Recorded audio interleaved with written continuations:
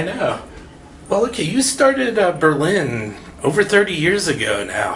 Could you have ever imagined that you'd still be like rocking the band all these years later? No, I hope so, but there's no way to know that. I mean, you know, I think the Beatles also ran into that because they actually sold their music. They just didn't think it would matter. Right. After 10 years, and they're classics. And I'm not saying I'm the Beatles. I'm just saying that you know, when you're doing young music, you don't know if it's going to transfer, you know, through the years for people, and that you're going to be able to continue making it, that people want to hear it. Yeah. You know? Well, one of the most amazing things you told me when we spoke a few months ago was the fact that Pleasure Victim was actually the original demos, and they cost you like $3,000.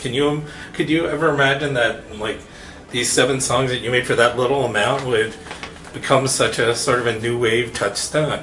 No. But that said, you know, I was 20. God, when did that come out? 82. Yeah. So I was, it's 20. 82. Yeah, I was 22. So, I mean, I was, you know, full of vim and vigor enough to think, well, it could, you know, it was kind of like, so I wouldn't say that I didn't think about it and wish for it, but the fact that it actually happened is just massive, you know, it's unheard of, and I realized that, and but I have to say, I really thought then, yeah, it's good enough. We're as good as anybody out there. We deserve it. I remember thinking that. Well, one of the funny things about the album is that it's actually sort of gone up in people's minds. A lot of people. I mean, I liked it from the very start, but some people weren't so into it. But as it's gone, it's become one of these new wave albums that really sort of stuck around and people really respect. Did you have any idea that, like, the songs that you guys were doing at that time were the type that would last like that? And no, in the beginning it was hard. People didn't get it. We weren't really what was happening at that time. Right. You know, it was really more power pop and punk, skinny ties, you know, guitars, and we were none of that. So yeah, it was difficult then but we believed in it.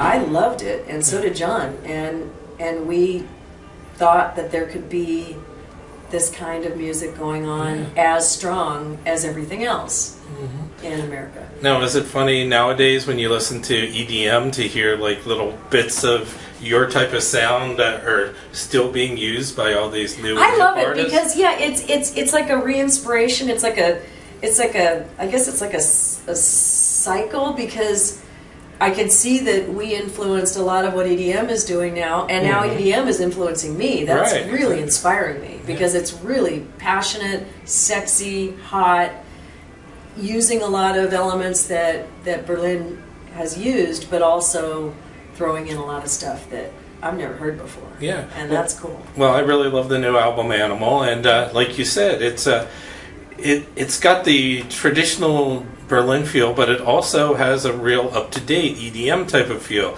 Was it sort of an interesting thing to sort of balance those two parts and get it all together in such a good whole? Yeah, it was interesting. It was not easy to find someone who could do that, because I wanted someone who could incorporate what Berlin is into the music, the new music that I wanted to do, but also bring in elements that I've never done before in Berlin.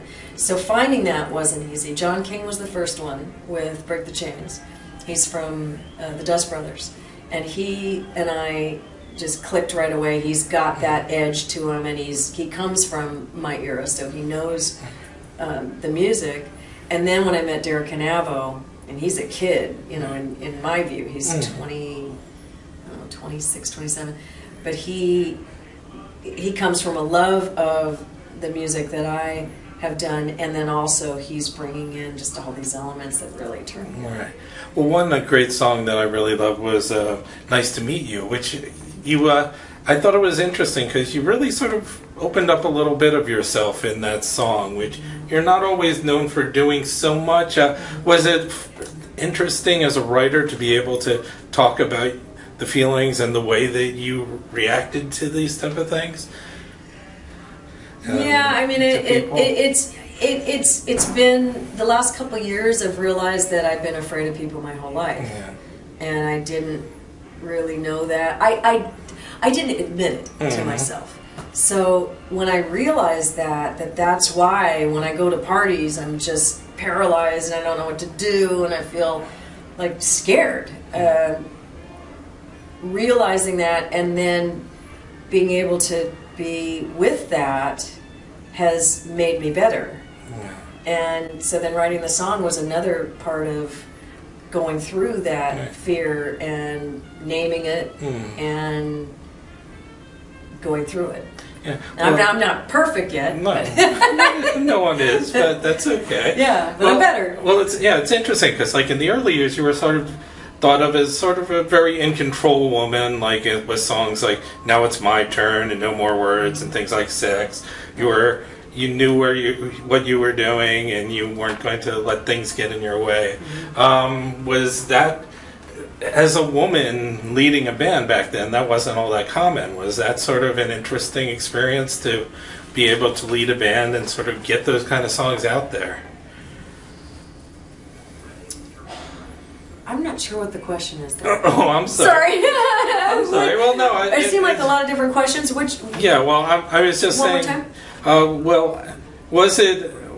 I mean, to a certain extent, like you said, you're sort of a shy person. Yeah. So was it interesting almost to be playing a role? I mean, you were an actor before that. Yeah, I mean, playing a role of I find for me, and I also find for other people that are really overbearing and controlling, that it comes from fear. Yeah. You know, that having to control life and be strong and I don't need you, I don't need anybody, that comes from a fearful place. Right. I've relaxed a lot because, you know, I'm older and I see that the universe is benevolent and everything is for our ultimate benefit. So all the scary bits are getting less scary, and it's helping me to relax. So in answer to your question in the beginning, I think a lot of that, the control part helped because I needed to front a band, but it was also coming from fear. Right.